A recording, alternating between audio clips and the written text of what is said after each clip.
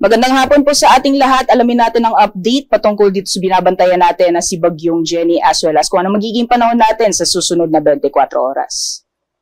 So ayon sa ating latest satellite image, as of 3 p.m. kanina ay lumabas na ng ating Philippine Area of Responsibility itong binabantayan natin na si Bagyong Jenny. And as of 4 p.m. huli itong namataan sa layong 275 kilometers west-northwest ng Itbayat, Batanes na nasa labas po ng PER. Medyo humina po itong si Bagyong Jenny na may maximum sustained winds na umaabot ng 140 km per hour malapit sa gitna at pagbugso na umaabot ng 170 km per hour. And sa kasalukuyan po, kumikilos ito sa direksyong westward sa bilis na 15 km per hour. And kung makikita po natin sa ating latest satellite image, makikita po natin na ilang bahagi pa rin po ng Northern Luzon ang naapektuhan nitong bagyo. So although nasa labas na po ng PER itong si Bagyong Jenny, ay nakataas pa rin yung tropical cyclone wind signal sa ilang bahagi ng Northern Luzon area. Meanwhile, nakikita po natin southwest monsoon ay nakaka-apekto rin po sa ilang bahagi din ng Luzon area. So magpapatuloy pa rin po yung cloudy weather conditions na may kasamang kalat-kalat mga pag-ulan, pagkidlat at pagkulog. For Bicol region naman, sa Visayas, as well as Mindanao area, nakikita po natin wala po masyadong makapal na kaulapan na magdadala ng malawakang pag-ulan sa mga nasabing lugar. Kaya fair weather conditions po tayo. Meron lamang po tayong mga tsansa ng isolated rain showers or thunderstorms. Usually nangyayari po yan sa hapon or sa gabi. And currently, meron din po tayong binabantayan na low pressure area nasa labas ng ating PER. Although sa ngayon po, wala pa itong direktang epekto sa anong bahagi ng ating bansa, ngunit posible itong pumasok ng ating PER by this coming weekend. Kaya continuous pa rin po yung monitoring natin.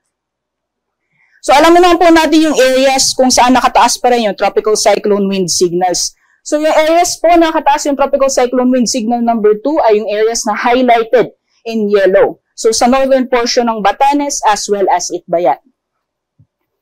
Meanwhile, signal number 1 naman ay nakataas pa rin sa areas na kung saan naka-highlight ng light blue. So makikita po natin sa nalalabing bahagi ng Batanes, Babuyan Islands, as well as sa northern portion ng Apayao, northwestern portion ng Cagayan, at sa northern portion ng Ilocos Norte. So yung areas po na kung saan nakataas yung tropical cyclone wind signals, inaasahan pa rin po natin mararamdaman yung malalakas na hangin na dulot na epekto nitong si Bagyong Jenny.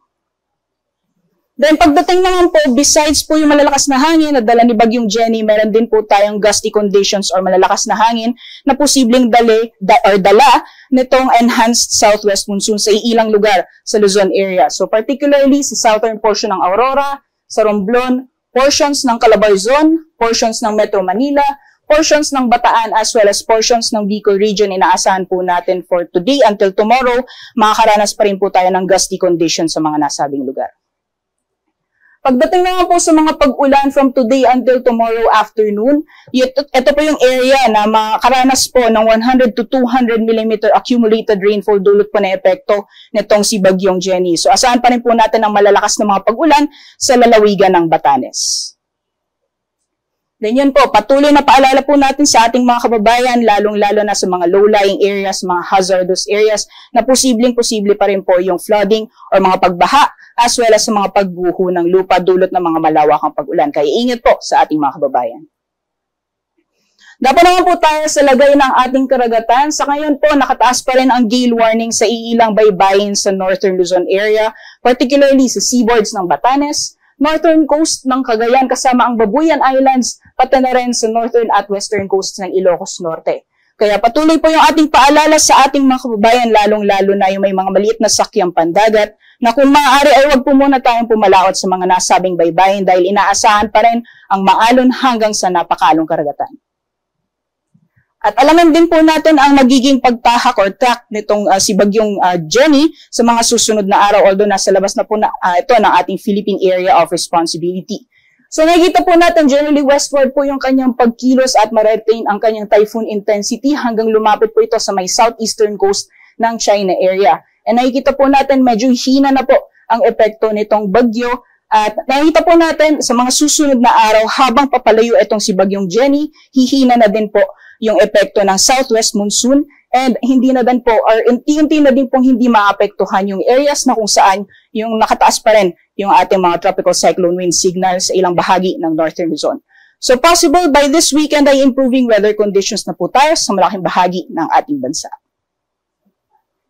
At yan po muna latest mula dito sa Pag-asa Weather Forecasting Center. Para sa karagdagang impormasyon, mangyari lamang na bisitahin ang aming social media accounts as well as aming website.